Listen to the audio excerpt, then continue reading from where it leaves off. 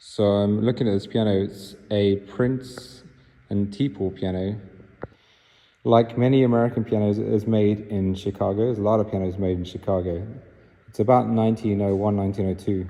It says it has a French repeating action. I don't know what that is. To me, it looks like a standard action, but it might be a marketing thing that they put on there. But if I'm wrong, please do let me know. Now, one of the biggest problems with this piano is the dampening.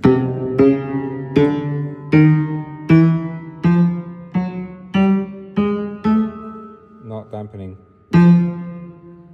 very well.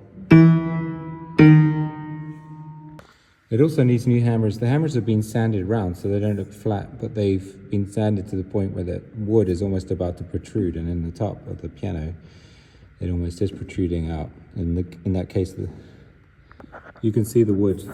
They've been sanded so many times, the wood's showing. And the other thing is that the bass is gone very rusty, so the strings need replacing. They're very soggy sounding.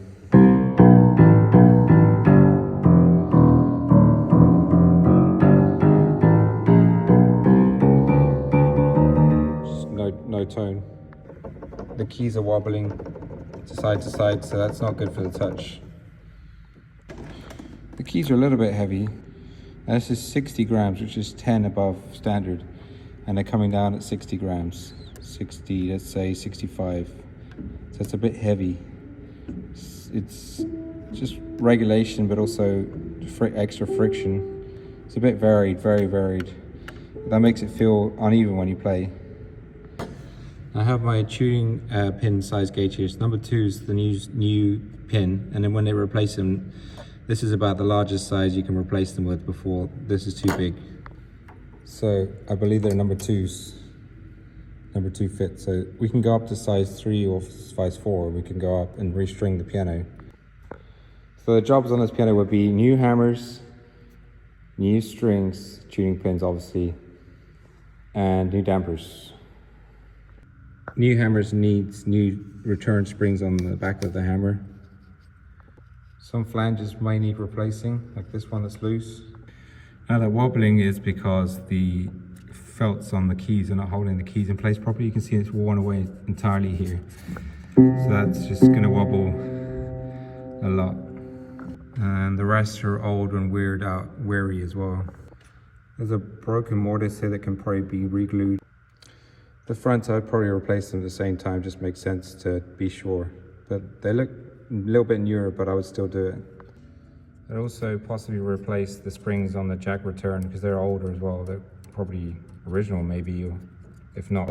The bar here, the capo bar is wooden, so it's cracked all over. There's no metal here, so that needs to be remade. The other thing that needs changing is the hammer butts need replacing as well, because cabinet wise it needs some work cosmetically. We got some scratching here. There's some damage here. There's some damage here. It could be touched up by another professional.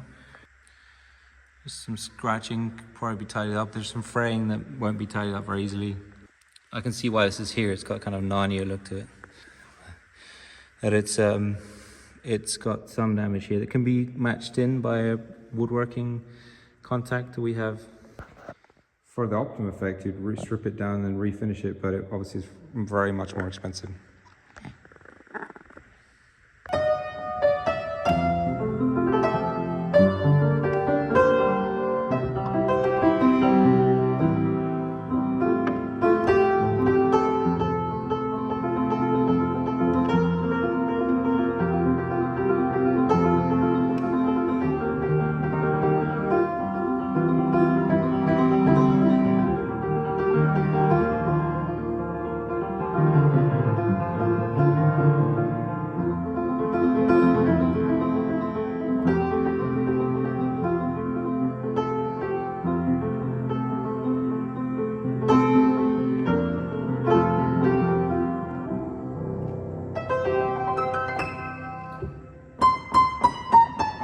Sound of the hammers is the hammers being thin, and the bass being weak is the strings mostly, and probably the hammers as well.